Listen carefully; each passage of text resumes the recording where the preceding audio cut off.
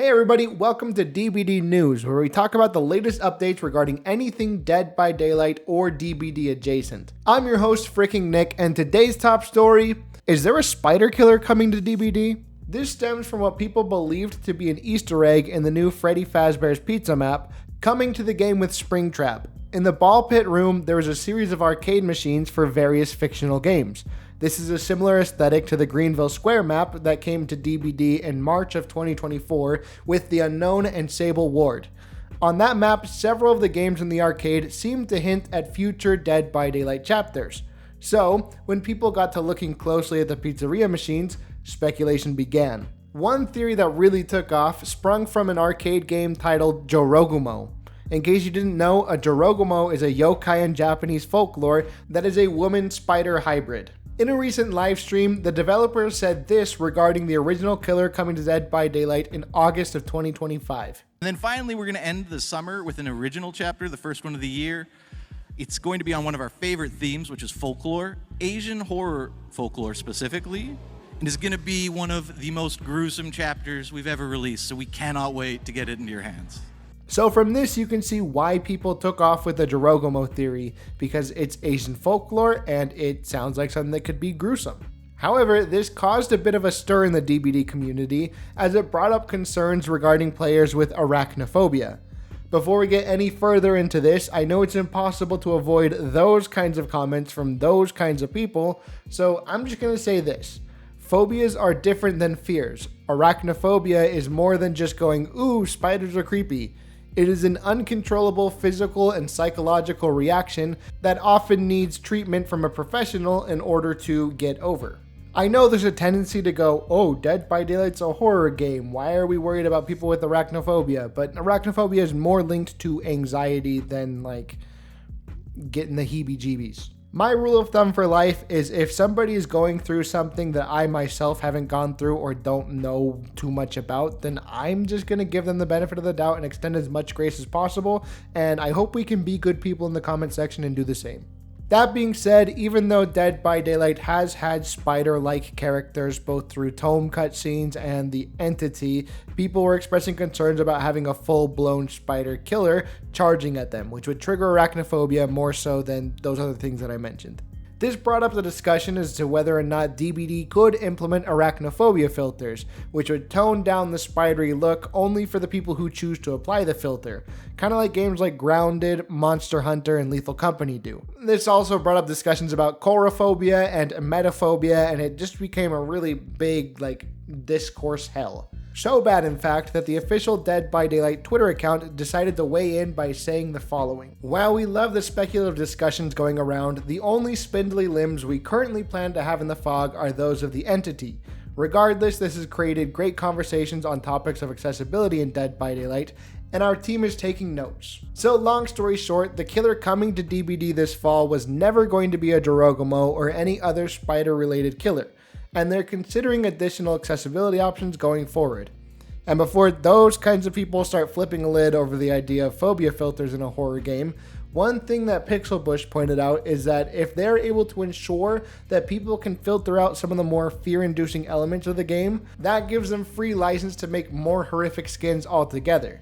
Plus, at the end of the day, Dead by Daylight exists to make money as the Super Smash Bros. Of horror, and they're going to want to make it so more people can and will play their game. Also, I think the funniest thing about this all is that the Jorōgumo game that started this whole rumor, it was already in the Greenville Square a year and a half ago, so all that speculation was kind of for nothing. Another arcade game that I believe was new in this map was one for a game called Skull Hunter 2. It features an army guy in the mountains with a skull. This has people speculating that the new killer coming to DBD in November could be a predator, since the first movie has the predator facing off against army guys in the mountain. Others think it could be a reference to the promised Skull Merchant remake that's coming sometime in the next several months, or it could just be nothing. My guess is that it is a reference to Predator, but we'll see. Continuing with the theme of speculation, a DBD dev recently responded to a bit of discourse on what November's license could be. We know that it's going to be one killer and two survivors all from the same franchise. So people have floated the idea that this could be a third Resident Evil chapter featuring characters from the newest era of the franchise. A Twitter user responded to a tweet from Eric Pope, the community director, pleading with him to confirm that the chapter is not going to be Resident Evil, to which Eric responded, "Why would it be?" Some took this as a confirmation that it's not going to be RE Part 3.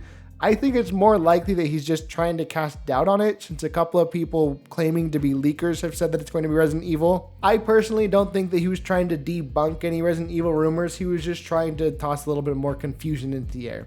But also, I think November license is going to be Predator.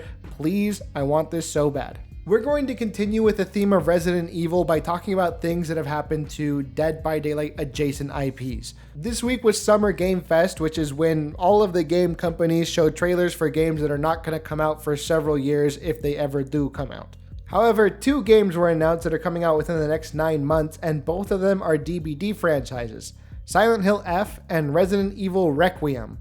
Resident Evil 9. Silent Hill F looks very brutal and gritty and features the protagonist Hinako, a high school student from 1960s Japan. I love the imagery of this game. I think the enemies look nasty as hell, and I'm overall very excited for it. It's going to be launching on September 25th. Resident Evil Requiem features a new protagonist, Grace Ashcroft, and the game appears to be returning to Raccoon City. You know, the place from DBD. It'll be cool to explore the city 30 years after it was nuked by the federal government. There are rumors that this game will also feature the likes of Leon Kennedy, Rebecca Chambers, and Ada Wong, though nothing is confirmed yet. This game will come out on February 26, 2026. Whether or not these games' influence will be felt in Dead by Daylight remains to be seen, but we do know that Capcom and Konami both play very well with behavior, so it wouldn't surprise me to see a skin, or at the very least, a sale on these chapters around the time that these games release. Before we get into the final news story of the week, let's talk about what came to DBD this past week. A few weeks ago, Behavior revealed the Dead by Daylight Creator Program, which will allow streamers and content creators to be partnered with Behavior so they can get early access to some in-game events, live event access, support of creator codes, and the elusive Twitch shirts. The requirements to be in the program are to have 10,000 followers on any content platform and to create Dead by Daylight content to a specific degree. Over 2,500 people applied, which delayed their responses, though they did manage to get a few people into the program this week, with some of them being Mish, Classed, and G-Burb. In other words, they got a lot of the people that we knew were already going to make it into the program. They did say that those who had applied would know within the next 4 to 6 weeks if they make it or not, so late June to mid-July. If I made it, you know I'm going to be insta-locking code FRICK, so just start putting that when creative codes come in. This week also brought the return of Chaos Shuffle, the random perk game mode that always comes back. This event is tied with the release of the Witcher collection, bringing Geralt and the Leshen into the fog as legendary skins for Vittorio and the Artist, along with cosplay outfits for Yennefer, Ciri, Triss, and Aaron's End, for Kate, Sable, Michaela, and the Knight respectively. Geralt is probably my new favorite survivor in Dead by Daylight, specifically because of how much he shit talks the killers. Check it out.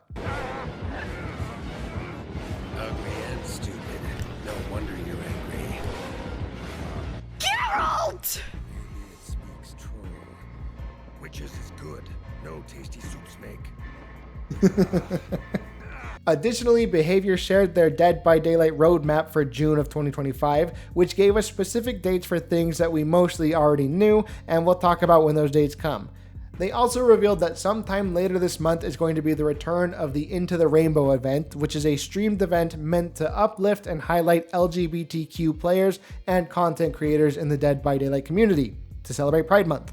There's still no date on that, but I will let you know as soon as I know. This coming week is going to be a little bit slow for DBD. There's still going to be Chaos Shuffle, still going to be daily login rewards and double blood points, but nothing really new other than a sale on some cosmetics.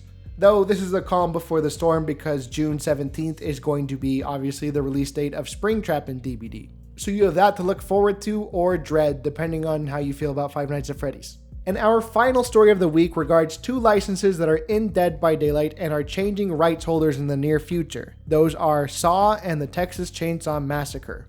Earlier this week it was reported by Deadline that the rights to the Saw franchise are being bought out by Blumhouse. Lionsgate is still going to be involved to some capacity, but for all intents and purposes, this IP will now be with Jason Blum and James Wan, which is kind of poetic because James Wan helped create the Saw franchise. Even though the rights holders to the Saw franchise are changing, there is still little reason for Amanda Young enjoyers to fear her status in DBD, because Blumhouse and BHVR have a solid working relationship, and Blumhouse is producing the Dead by Daylight movie that was announced 2 years ago. The Texas Chainsaw Massacre rights situation is very different from Saw's, but not in a bad way. Rather than the rights to the franchise itself, it's the rights to make the next movie in the TCM franchise that are up for auction, with several big names being interested in reviving the franchise after the last few films didn't really hit all that well. Jordan Peele, the director of Get Out, is looking to secure the rights for his production company. Oz Perkins, the director of Longlegs and the Monkeys, hoping to secure the rights for Neon.